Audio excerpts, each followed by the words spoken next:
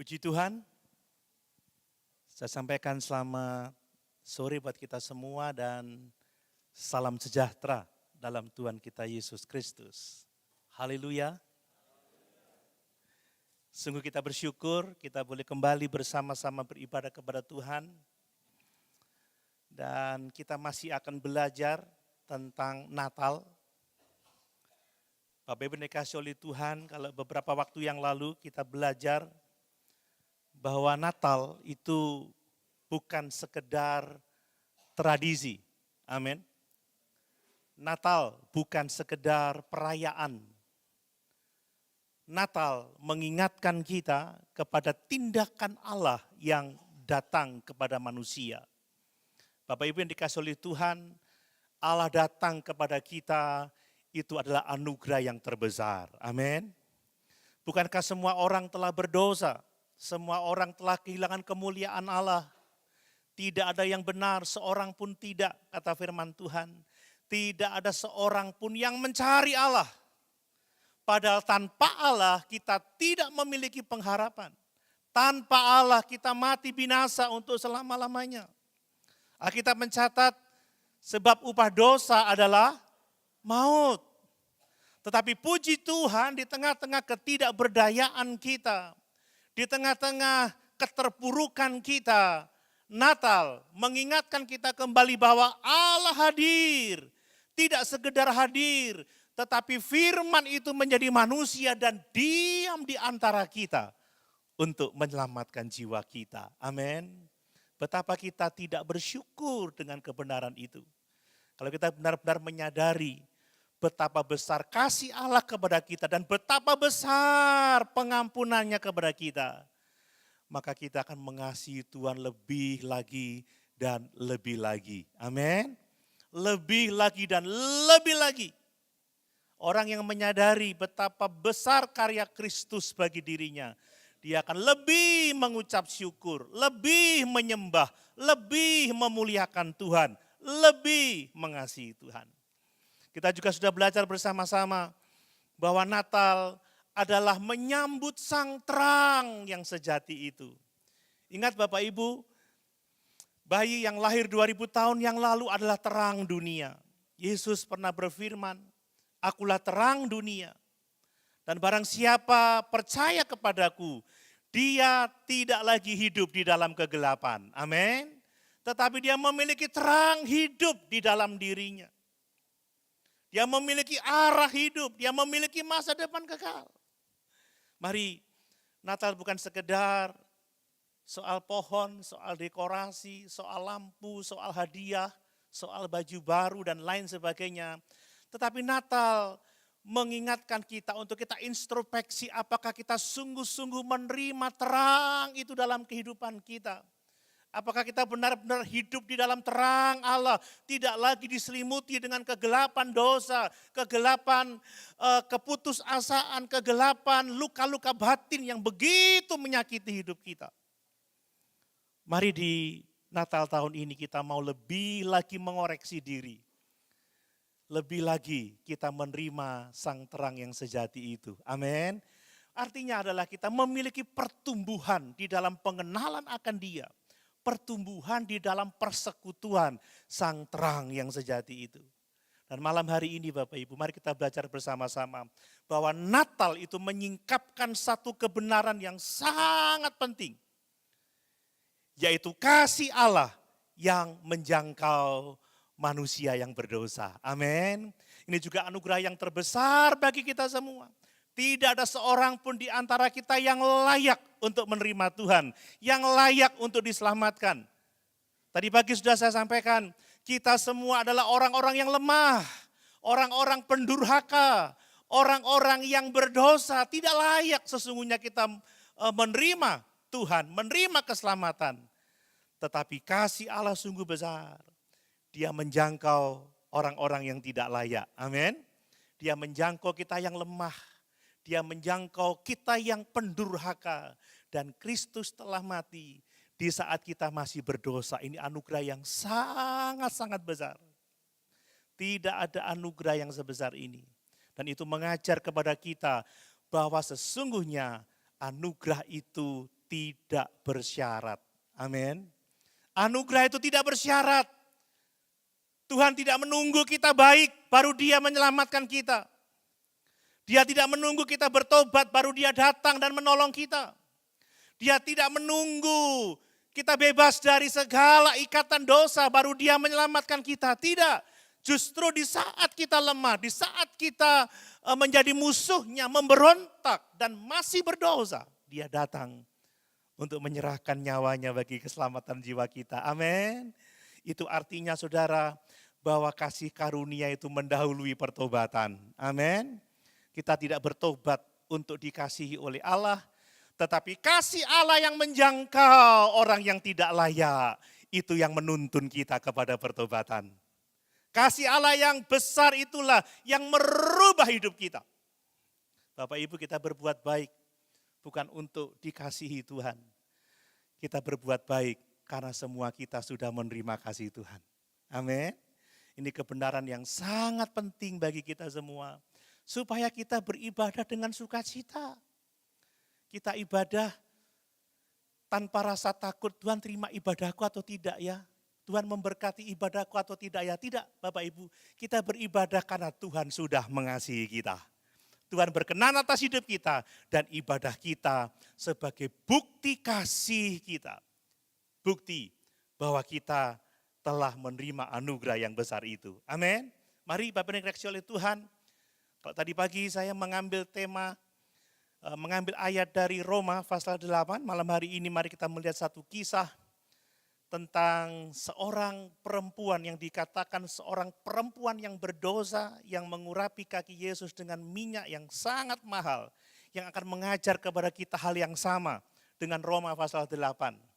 Bahwa kasih Allah itu menjangkau orang yang tidak layak. Amin. Kasih Allah menjangkau saudara dan saya. Itulah inti Injil, itulah inti Natal yang harus kita syukuri. Mari kita baca bersama-sama di dalam Injil Lukas pasal 7 ayat 36 sampai 50. Injil Lukas pasal 7 ayat 36 sampai ayat yang ke-50. Saya membaca untuk kita sekalian, demikian firman Tuhan. Seorang Farisi mengundang Yesus untuk datang makan di rumahnya. Yesus datang ke rumah orang Farisi itu, lalu duduk makan. Di kota itu ada seorang perempuan, perhatikan, di kota itu ada seorang perempuan yang terkenal sebagai seorang berdosa. Ketika perempuan itu mendengar bahwa Yesus sedang makan di rumah orang Farisi itu, datanglah ia membawa sebuah buli-buli pualam berisi minyak wangi. Sambil menangis ia pergi berdiri di belakang Yesus dekat kakinya, lalu membasahi kakinya itu dengan air matanya dan menyekanya dengan rambutnya. Kemudian ia mencium kakinya dan meminyakinya dengan minyak wangi itu. Ketika orang Farisi yang mengundang Yesus melihat hal itu, ia berkata dalam hatinya, jika ia nabi, tentu ia tahu siapakah dan orang apakah perempuan yang menjamahnya ini. Tentu ia tahu bahwa perempuan itu adalah seorang berdosa. Lalu Yesus berkata kepadanya, Simon, ada yang hendak kukatakan kepadamu, sahut Simon, katakanlah guru. Ada dua orang yang berhutang kepada seorang pelepas uang. Yang seorang berhutang 500 dinar, yang lain 50. Karena mereka tidak sanggup membayar, maka ia menghapuskan hutang kedua orang itu. Siapakah di antara mereka yang akan terlebih mengasihi dia? Jawab Simon, aku kira dia yang paling banyak dihapuskan hutangnya. Kata Yesus kepadanya, betul pendapatmu itu. Dan sambil berpaling kepada perempuan itu, ia berkata kepada Simon, engkau lihat perempuan ini. Aku masuk ke rumahmu, namun engkau tidak memberikan aku air untuk membasuh kakiku. Tetapi dia membasuh kakiku dengan air mata dan menyekanya dengan rambutnya. Engkau tidak mencium aku, tetapi sejak aku masuk, ia tiada henti-hentinya mencium kakiku. Engkau tidak meminyaki kepalaku dengan minyak, tetapi dia meminyaki kakiku dengan minyak wangi. Wow, luar biasa. Sebab itu aku berkata kepadamu, dosanya yang banyak itu telah diampuni. Sebab ia telah banyak berbuat kasih. Tetapi orang yang sedikit diampuni, sedikit juga ia berbuat kasih. Lalu ia berkata kepada perempuan itu, dosamu telah diampuni. Dan mereka yang duduk makan bersama dia berpikir dalam hati mereka, siapakah ia ini sehingga ia dapat mengampuni dosa. Tetapi Yesus berkata kepada perempuan itu, imanmu telah menyelamatkan engkau, pergilah dengan selamat. Haleluya.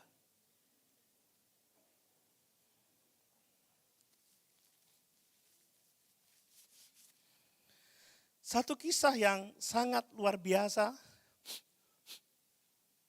kisah yang begitu menyentuh hati kita, sebab seorang yang dipandang tidak layak oleh manusia, tetapi Yesus datang untuk menerima orang-orang yang seperti itu. Amin Bapak Ibu.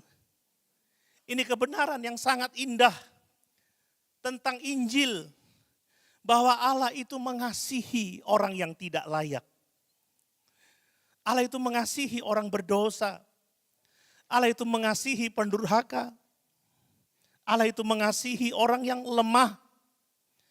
Allah tidak mengasihi mereka yang menganggap dirinya kuat, yang menganggap dirinya hebat.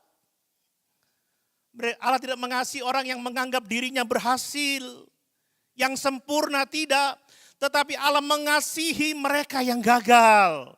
Allah mengasihi mereka yang hancur. Allah mengasihi mereka yang penuh dengan aib. Saudara ingat perumpamaan tentang dua orang yang berdosa itu. Yang satu berdoa dengan congkaknya, Tuhan aku tidak seperti orang itu. Aku seorang yang rajin beribadah. Aku berpuasa, aku memberi perpuluhan, aku melakukan kebaikan. Lalu ada seorang yang lain, seorang yang sangat berdosa, yang menghadap ke langit aja dia tidak berani. Dia tidak berani masuk ke dalam bait suci, jauh-jauh dia mengatakan, ya Tuhan, kasihanilah aku orang berdosa ini. Yesus bertanya kepada murid-muridnya, siapa yang dibenarkan dari dua orang itu? Allah membenarkan orang yang dianggap tidak layak. Amin. Amin. Bukan orang yang merasa diri hebat, saudara. Dan itulah pesan Natal bagi kita semua. Terang besar itu datang bukan kepada yang layak. Atau yang merasa benar, yang merasa hebat, yang merasa luar biasa. Tetapi terang besar itu datang kepada yang tidak layak. Kalau Bapak Ibu membaca firman Tuhan dalam banyak kesempatan, Yesus tidak mencari orang-orang yang merasa dirinya kuat. Yesus tidak mencari orang-orang yang merasa dirinya benar atau yang merasa sempurna. Tetapi Yesus seringkali menjumpai orang-orang yang dipandang hina, orang-orang yang terluka, orang-orang yang tersisih, orang-orang yang merasa tidak pantas, orang-orang yang membawa aib dan dosa besar di dalam hidupnya. Bapak Ibu, izinkan saya mengatakan banyak orang Kristen dewasa ini memikul beban yang sama dengan perempuan yang berdosa itu. Merasa tidak layak. Karena apa? Karena dosa-dosa masa lalu. Semua kita punya dosa masa lalu, ya. Merasa tidak cukup baik untuk mendekat kepada Tuhan. Banyak orang yang takut bergereja karena malu. Karena orang tahu siapa dia sebelumnya. Orang-orang yang merasa hancur karena pernah melakukan kegagalan moral, mungkin pernah masuk penjara, mungkin pernah terjerat kasus tertentu, merasa malu karena luka kehidupan masa lalu. Merasa jauh dari Tuhan, tetapi kabar sukacita Natal adalah kasih Allah justru menyentuh orang-orang yang tidak layak. Amin. Kasih Allah justru datang menolong orang-orang yang lemah, yang disebut pendurhaka, yang berdosa. Dialah Allah yang mencari, Allah yang mengangkat, Allah yang menyembuhkan orang-orang yang lemah. Mari Bapak Ibu kita akan belajar dari kisah perempuan yang terkenal berdosa ini. Untuk kita memahami bersama-sama bahwa Natal itu menyingkapkan rahasia yang sangat besar. Bahwa kasih Allah itu menjangkau orang-orang yang tidak layak. Amin. Mungkin ada yang merasa tidak layak hari-hari ini. Bahkan ada waktunya saya juga merasa tidak layak. Tetapi ketahuilah, Dia mengasihi kita. Amin. Dia menjangkau kita untuk mengangkat kita. Untuk memulihkan kita. Dan untuk menjadikan kita serupa dengan gambarnya. Yang pertama perhatikan Bapak Ibu. Kasih Allah itu menjangkau kehidupan yang hancur. Kehidupan yang dipandang rendah oleh masyarakat. Ini yang kita baca dari ayat 37 dan ayat 38. Perhatikan bagaimana Lukas itu memulai bagian ini dengan perkataan yang sangat mengguncangkan. Ya, saya membaca lagi ayat yang ke 37. Ayat 37, di kota itu ada seorang perempuan yang terkenal. Perhatikan, bukan terkenal karena kecantikannya, bukan terkenal karena kehebatannya, tetapi terkenal sebagai orang berdosa. Bayangkan Bapak Ibu, di dalam dunia orang Yahudi pada abad pertama, kalimat ini sungguh sangat-sangat menghancurkan. Ini akan membuat banyak orang memandang rendah perempuan itu. Membuat banyak orang menghakimi orang itu. Membuat banyak orang menjauhi perempuan itu. Terkenal sebagai orang berdosa. Dia tidak dikatakan sebagai seorang yang pernah berdosa, tetapi sebagai pendosa. Waduh, ini sangat-sangat tidak layak. Dapat saya katakan reputasinya rusak sebagai seorang perempuan. Namanya tercemar dan identitas dirinya terikat dengan masa lalunya yang pernah berdosa itu. Masyarakat menolak dia Bapak Ibu, kaum rohaniwan seperti orang Farisi, orang Saduki, ahli Taurat.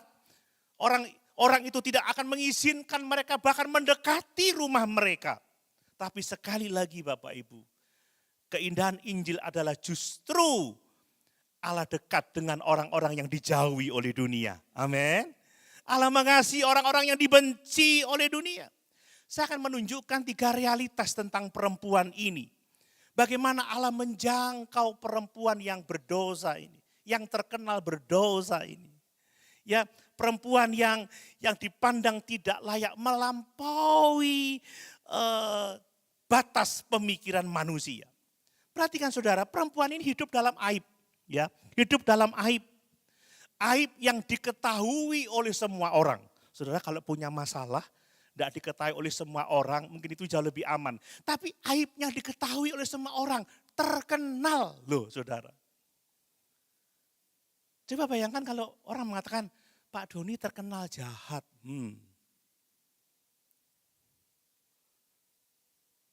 Saudara mau terkenal jahat? Ibu gembala katakan enggak. Rupanya saudara mau. Hanya ibu gembala yang enggak mau. Terkenal. Terkenal saudara. Aibnya diketahui oleh semua orang. Dan yang sangat memprihatinkan, masyarakat pada waktu itu tidak melihat pribadi, tidak melihat manusia di balik dosa yang pernah dia lakukan. Ini manusia. Orang itu hanya melihat labelnya sebagai orang berdosa. Orang ini adalah, perempuan ini adalah Maria yang lain, bukan Maria ibu Yesus. Tetapi dia tidak dipanggil sebagai Maria, tetapi dipanggil dengan label orang berdosa. Dia tidak dihargai sebagai anak seseorang, tetapi dilabeli orang berdosa. Dia tidak dilihat sebagai wanita yang pernah terluka, yang pernah hancur karena dosa, tetapi dilabeli sebagai orang pendosa. Bagi masyarakat, dia adalah sampah. Dia hanyalah seorang perempuan Berdosa, namanya pun mereka tidak sebut. Orang tuanya nggak mau mereka ingat. Luka-luka batinnya tidak mereka pahami. Nah di dalam dunia Yahudi saudara, orang ini dianggap najis secara rohani. Orang yang seperti ini nggak boleh masuk ke bait suci. Tidak boleh berteman dengan orang yang seperti itu. Dia tidak boleh menyentuh seorang guru, seorang rabi. Dia tidak layak dekat dengan siapapun juga. Tetapi sekali lagi justru dalam keadaan seperti itulah Yesus mau menerima orang yang seperti itu. Amin. Inilah kasih Allah yang menjangkau orang yang tidak layak. Dan yang luar biasa saudara, Yesus tidak menolak perempuan ini. Amin. Perempuan ini datang tanpa undangan saudara, dia masuk ke rumah tanpa permisi. Pasti dia mengalami banyak tantangan untuk masuk ke rumah itu. Dia mendekati Yesus yang sangat dihormati pada waktu itu. Ia berdiri di belakang Yesus, kemudian dia membasahi kaki Yesus dengan air matanya. Tetapi apa yang dilakukan oleh Yesus? Yesus diam saudara. Coba bayangkan kalau ada seorang tiba-tiba mendekat saya lalu membasahi kaki saya dengan air mata saya. Jangan gitu dong. Gitu, saudara. Memangnya siapa saya GR mau ada orang yang nangis di kaki saya. Kecuali anak saya kalau saya marahin saudara. Ampun pak gitu ya. Tapi saya nggak pernah mengalami seperti itu. Nggak pernah juga marah seperti itu. Tapi lihat Yesus tidak menghindar. Yesus tidak menjauh, tidak memalingkan wajahnya dan tidak mempermalukan perempuan itu. Itu yang penting. Tidak mempermalukan. Yesus menjadi satu-satunya pribadi dalam ruangan itu yang tidak merasa jijik terhadap orang yang terkenal berdosa ini. Inilah kasih Allah kepada kita. Amin saudara. Kasih yang tidak malu menerima kita yang tidak layak. Kasih yang tidak malu menjangkau manusia yang berdosa. Kasih yang tidak mempermalukan orang yang berdosa saudara. Perempuan ini datang dengan air mata. Dia tidak membela diri. Ketika dia dikatakan orang berdosa. Tidak, Tuhan itu cerita bohong. Enggak, dia tidak membela diri. Dia hanya membawa penderitaannya. Dia tidak beralasan karena orang mengatakan ini dan itu. Dia hanya menangis. Saudara, air mata seringkali berbicara banyak daripada cerita kita. Amin. Dia hanya menangis. Dan Alkitab mencatat sambil menangis, ia membasuh kaki Yesus dengan air matanya. Saudara, air mata itu berbicara jauh lebih banyak dari ribuan kata. Air mata duka saudara, air mata penyesalan, air mata rasa malu. Mungkin juga air mata kerinduan untuk dipulihkan. Karena dia terkenal sebagai orang berdosa. Kadang saudara, orang yang paling terluka itu diam saudara. Hanya menangis. Ya, tetapi air mata mereka sudah cukup menyentuh hati Tuhan. Amin. Kadang-kadang dalam doa kita nggak bisa ngomong apa-apa. Hanya nangis saudara. Kadang kita tidak tahu harus bicara apa. Tapi Tuhan itu mengerti air mata kita. Kasih Allah itu tidak seperti manusia. Melihat label bukan melihat manusianya. Kasih Allah itu melihat kepada manusianya. Manusia yang berduka, manusia yang menderita. Manusia yang rindu dipulihkan. Hati yang rindu dicamah oleh Tuhan. Dan perempuan ini saudara membawa minyak narwastu. Dia membawa minyak narwastu bukan untuk pamer bahwa dia punya minyak yang sangat mahal. Minyak narwastu itu lambang dari penyerahan total. Saudara, minyak ini minyak mahal. Ada yang mengatakan itu adalah minyak seharga 365 dinar.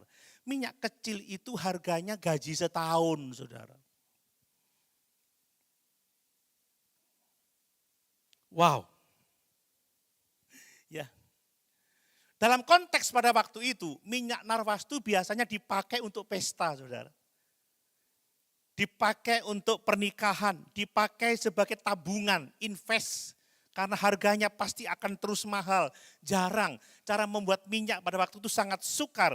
Tetapi perempuan ini memecahkan minyak narwastunya yang mahal itu. Sama saja dia memecahkan hartanya, dia memecahkan tabungannya, dia memecahkan masa depannya. Ia datang tidak untuk meminta berkat jasmani kepada Tuhan, tetapi dia datang untuk memberikan yang terbaik yang ada dalam dirinya. Amin. Amin saudara. Tuhan, aku tidak punya harga diri. Aku tidak punya masa depan. Aku ini terkenal orang berdosa. Aku hanya punya minyak ini, minyak yang terbaik. Aku berikan untuk Tuhan. Ada banyak orang ke gereja, minta-minta berkat terus, tetapi tidak pernah mempersembahkan sesuatu yang terbaik untuk Tuhan. Tapi wanita berdosa ini, saudara, tahu mempersembahkan yang terbaik untuk Tuhan. Amin. Minyak itu juga bukan sekedar benda, tetapi bicara penghormatan, bicara penyembahan, bicara worship, berbicara pengakuan bahwa Yesus itu layak menerima segala-galanya. Bapak Ibu, saat malam hari ini kita ada di gereja ini, apakah kita datang dengan minyak narwastu kita? Apakah kita datang dengan hati yang mengucap syukur? Dengan hati yang penuh penyembahan, dengan hati yang mau berserah, menyerahkan hidup kepada Allah. Apakah kita mengakui Yesus engkau layak menerima segala-galanya? Banyak orang hanya datang, Tuhan aku berhak menerima berkat. Ayo Tuhan berkati aku, kalau aku diberkati aku akan memberi.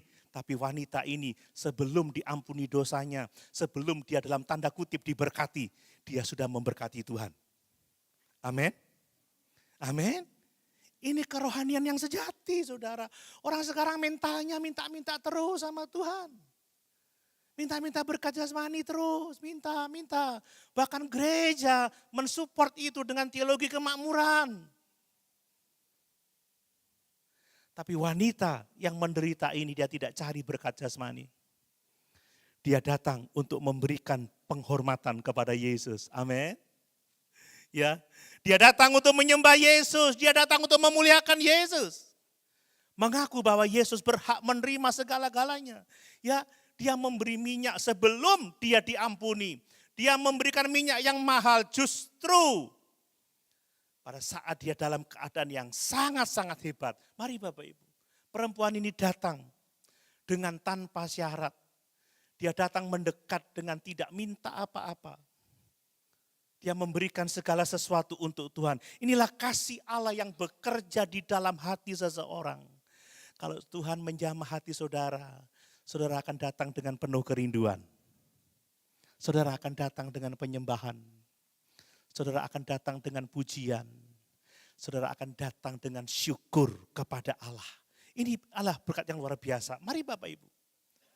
Dan Yesus pada waktu itu menjadi satu-satunya tempat aman bagi perempuan itu.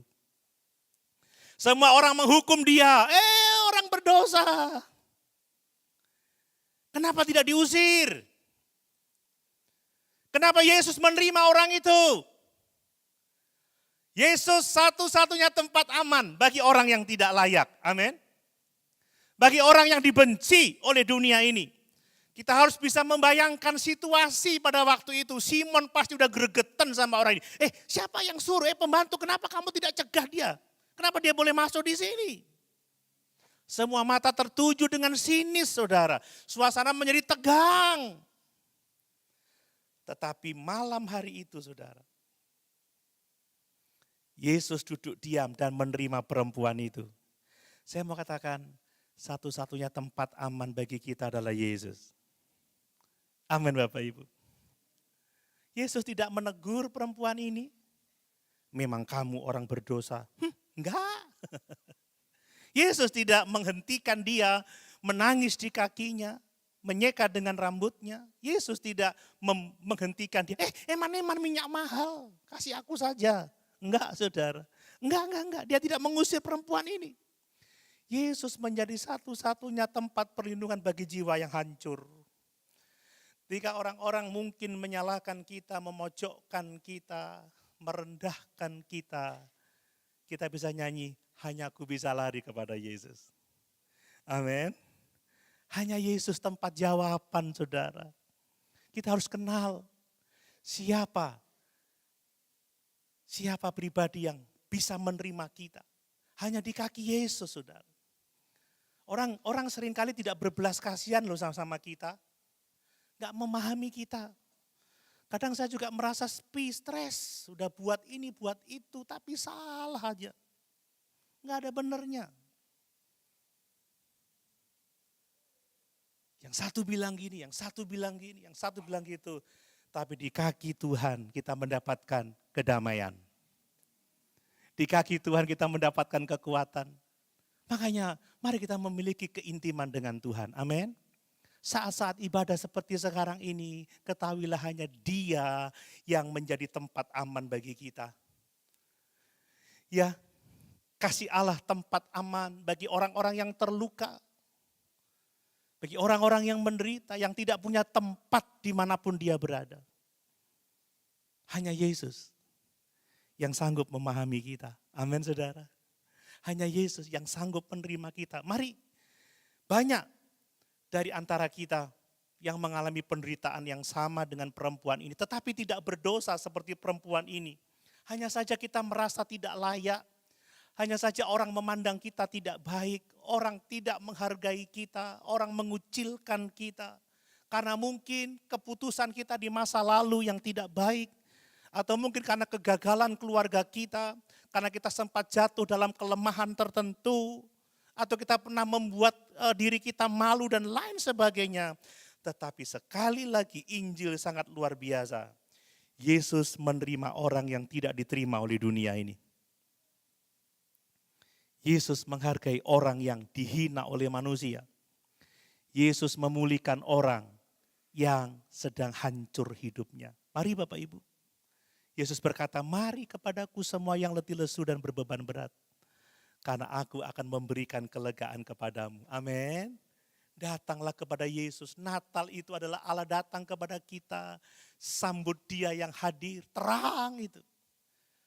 Karena Dialah satu-satunya tempat aman untuk saudara dan saya. Tempat terbaik untuk jiwa kita. Yang berikutnya saudara.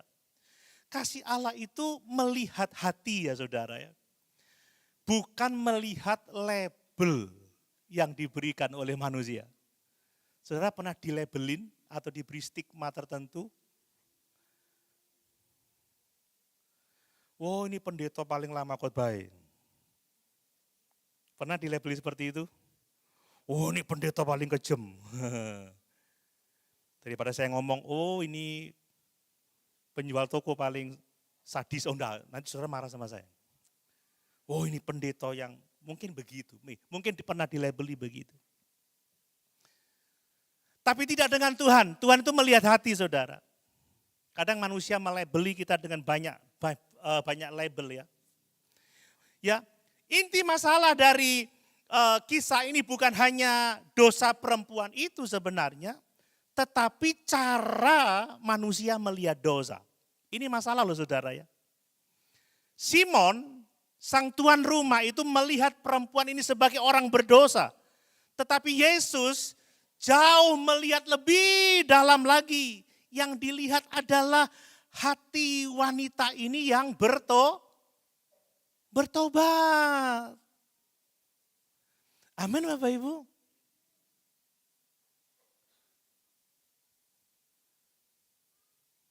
Saya pernah mendengar satu penghiburan yang luar biasa.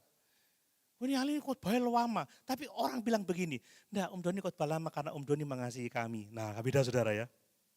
Halo? Ya kan gak ada yang senyum, memang saudara. Orang bilang gini, kamu orang berdosa, tapi Yesus melihat hati wanita ini yang datang kepadanya dengan air mata dan minyak narwastu. Dia melihat hati yang mau bertobat. Inilah bedanya manusia dengan Tuhan, saudara. Ya, cara pandang yang berbeda. Manusia itu melihat masa lalu, tetapi Allah melihat hati orang yang datang kepadanya. Ketika perempuan ini mendekat Yesus, saudara, menangis di kaki Yesus, ya, menyeka dengan rambutnya, meminyaki kaki Yesus. Apa kata Simon? Kalau dia nabi, dia tahu dia orang berdosa. Lihat, orang itu selalu lihat masa lalu, label. Dalam satu kalimat itu saja terbongkarlah isi hati dari Simon, saudara. Ia melihat masa lalu perempuan itu. Orang berdosa, mungkin dia pernah berzina, kedapatan berzina. Simon melihat dosanya, bukan pertobatannya. Simon melihat aibnya, bukan air matanya. Simon melihat statusnya, bukan kerinduan hatinya. Ini manusia. Di mata Simon, saudara, perempuan itu perempuan berdosa. Tidak peduli apa yang ada di dalam hatinya pada waktu itu manusia. Tetapi Yesus tidak memandang seperti itu. Amin. Yesus tahu siapa wanita itu. Dia tidak memandang masa lalunya, dia tidak jijik. Yesus tidak terganggu dengan label yang dikenakan kepadanya sebagai orang yang terkenal berdosa. Tetapi Yesus melihat apa yang tidak bisa dilihat oleh mata manusia. Dia melihat ada penyesalan yang sungguh-sungguh. Amin. Dia melihat pertobatan yang sejati. Mungkin di sini ada yang datang terkenal korak. Mungkin manusia bilang, sapa ndek mburiku? Ono korak ya ndek kono ya. Rambutnya gondrong, tatonya akeh. Tuhan tidak melihat itu. Tuhan melihat kerinduan korak yang dikatakan orang korak itu kotoran rakyat yang mau datang untuk bertobat dan menerima Yesus. Amin. Itulah indahnya Allah kita, saudara. Haleluya Bapak Ibu. Inilah Allah kita, inilah kasih Allah. Ia melihat jauh ke dalam hati kita. Melebihi apa yang dapat dilihat oleh orang lain. Melebihi apa yang dilabeli oleh orang lain. Banyak orang lain yang mungkin lebih banyak melihat kegagalan kita, kekurangan kita, kelemahan kita. Tetapi Tuhan melihat ke dalam kerinduan hati kita. Melihat pertobatan kita, melihat kerinduan kita. Tuhan melihat hati saudara ketika saudara datang ke tempat ini. Mungkin saya melihat hanya dengan mata jasmani, tapi Tuhan tahu persis apa yang mendorong saudara datang pada malam hari ini. Amin. Amin. Makanya hati-hati dengan hati kita, saudara ya. Kok banyak hati? Hati-hati dengan hati kita supaya hati-hati dan terus hati-hati. Karena Tuhan melihat hati loh, saudara. Nggak main-main, saudara bisa berdandan seperti malaikat, pakai sayap dan lain sebagainya. Tapi Tuhan tidak bisa ditipu, dia tahu isi hati kita yang terdalam. Dan yang sungguh luar biasa, Yesus mengekspos kedangkalan hati Simon, saudara. Yesus tidak mempermalukan perempuan itu, tetapi Yesus justru mempermalukan Simon. Ini menarik sekali. Manusia mempermalukan perempuan ini, saudara, tetapi Yesus tidak mempermalukan sama sekali. Justru Yesus mengungkap kedangkalan rohani dari Simon itu. Dia berkata kepada Simon, Simon, ketahuilah ketika aku masuk ke rumahmu, engkau tidak menyediakan air untuk aku mencuci kaki. Tetapi perempuan ini membasuh kakiku dengan air matanya. Amin Bapak Ibu. Simon, pada waktu aku datang ke rumah, engkau tidak mencium aku. Pada zaman dulu ciuman itu tanda kasih, saudara. Jadi kalau ketemu mesti cium cipiki, cipika. Tapi jangan banter-banter, saudara. Nanti remuk ini. Cipiki. Tapi perempuan ini, engkau tidak mencium aku. Tapi perempuan ini menciumi kakiku.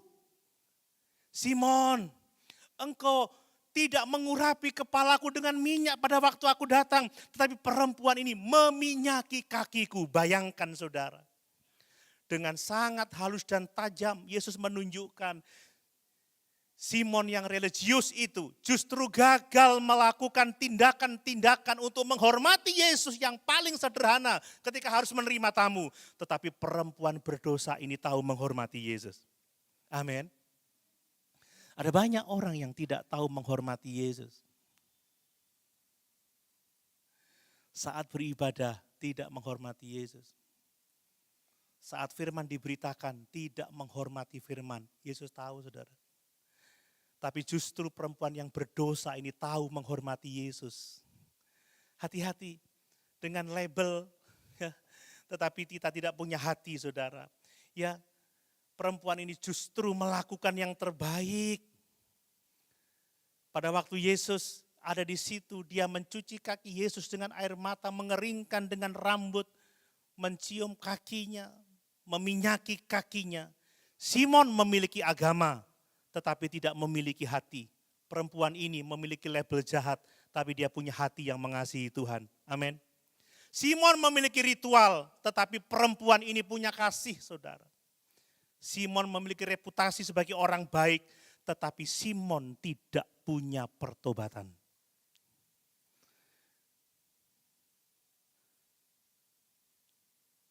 Inilah yang harus kita pelajari Bapak Ibu. Kasih Allah itu lebih menerima hati yang hancur daripada reputasi rohani yang kosong.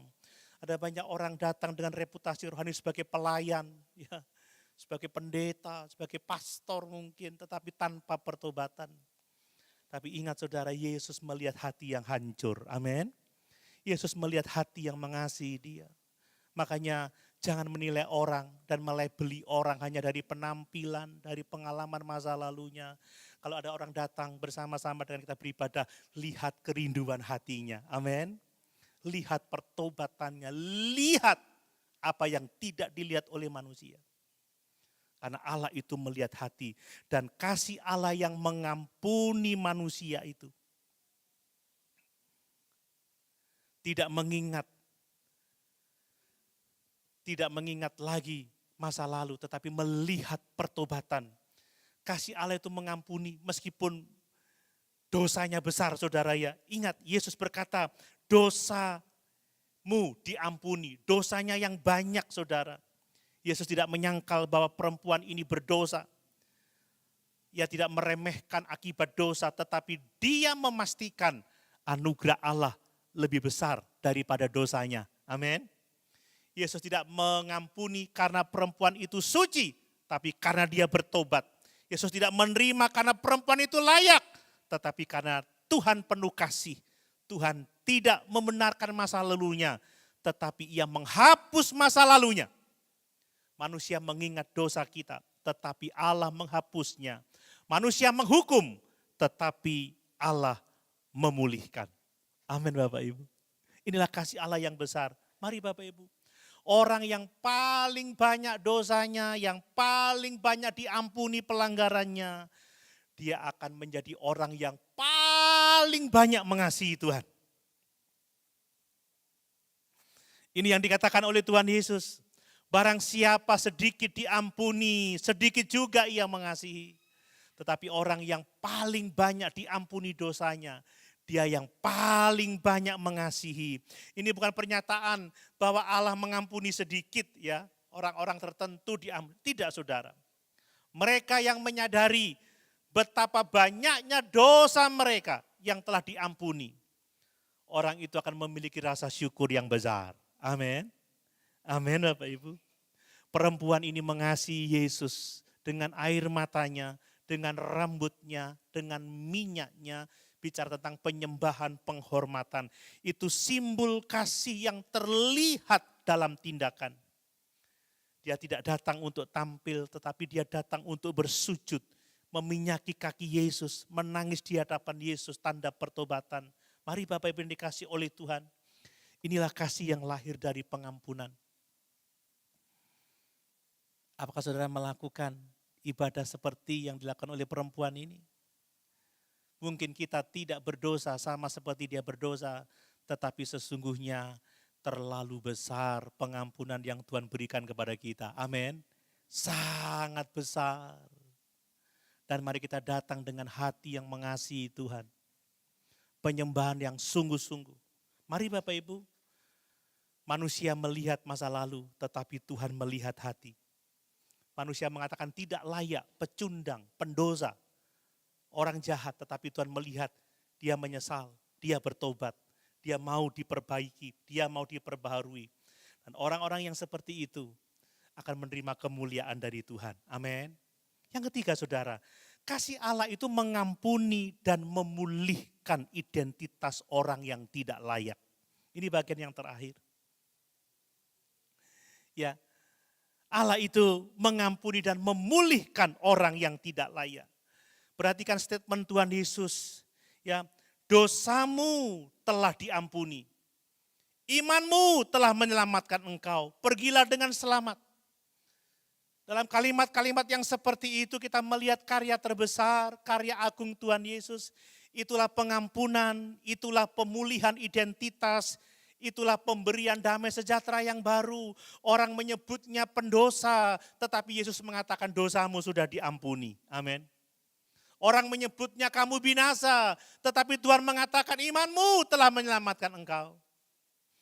Orang mengatakan kamu tidak punya masa depan, tetapi Yesus mengatakan pergilah dengan selamat. Mari Bapak Ibu, kasih Allah mengampuni masa lalu, bukan sebagian, tetapi seluruhnya itu diselesaikan oleh Tuhan. Amin. Dia tidak berkata, ya aku pikir-pikir aku akan mengampuni kamu. Tidak. Dosamu sudah diampuni. Yesus mengatakan itu, dosamu sudah diampuni. Dan dia mengampuni dengan pengorbanan yang sangat-sangat mahal. Itulah kematiannya di atas kayu salib. Saudara, kita ini semua telah mati secara rohani. Kita bukan setengah mati. Ya, coba kita lihat di dalam Efesus pasal 2. Efesus pasal 2. Kita baca ayat 1. Ya, kamu dahulu sudah mati karena pelanggaran dan dosa-dosamu. Kamu hidup di dalamnya karena kamu mengikuti jalan dunia ini. Karena kamu mentaati penguasa kerajaan angkasa, yaitu roh yang sekarang sedang bekerja di antara orang durhaka. Sebenarnya dahulu kami semua juga terhitung di antara mereka. Ketika kami hidup di dalam hawa nafsu daging dan menuruti kehendak daging dan pikiran kami yang jahat. Pada dasarnya kami adalah orang-orang yang harus dimurkai, sama seperti mereka yang lain. Tetapi Allah, perhatikan, tetapi Allah yang kaya dengan rahmat oleh karena kasih-Nya yang besar, yang dilimpahkannya kepada kita, telah menghidupkan kita bersama-sama dengan Kristus, sekalipun kita telah mati oleh kesalahan-kesalahan kita, oleh kasih karunia kamu diselamatkan. Kita bukan setengah mati, kita orang yang sudah mati. Dan Tuhan tidak memberikan kita setengah hidup, tapi kita diberikan hidup yang penuh. Amin. Hidup yang total, ya, tidak ada dosa yang tidak dapat diampuni oleh Tuhan. Kasih-Nya memulihkan identitas kita dari berdosa menjadi orang-orang yang dikasihi, menjadi orang-orang yang diselamatkan. Ini satu hal yang sangat penting bagi kita. Dan kasih Allah memberi damai sejahtera baru, memberi arah baru, bukan sekedar perasaan. Tetapi Yesus mengatakan pergilah dengan selamat. Ini deklarasi damai dari Allah. Orang boleh menghukum kamu dengan label-label buruk. Tetapi bersama dengan Allah kita punya kemerdekaan yang sejati. Kita punya keselamatan yang sejati. Mari Bapak Ibu yang dikasihi oleh Tuhan. Tuhan mengampuni masa lalu kita. Amin. Seburuk apapun. Mungkin saudara sempat malu dengan masa lalu saudara. Aku malu ke gereja, aku sungkan sama oma, aku sungkan sama pendeta, aku malu sama teman-teman. Saudara, dosamu sepenuhnya sudah diampuni. Amin. Tuhan memulihkan identitas kita. Kita bukan pendosa, tapi kita dikasihi. Ya, kita diselamatkan, kita ditebus oleh darah Yesus. Mari, semua yang dikasih oleh Tuhan. Mungkin kita menghadapi kegagalan, aib dalam hidup ini. Tetapi Yesus berkata, aku menerima engkau, aku mengampuni engkau, dan aku memiliki engkau. Amin. Sama-sama kita berdiri.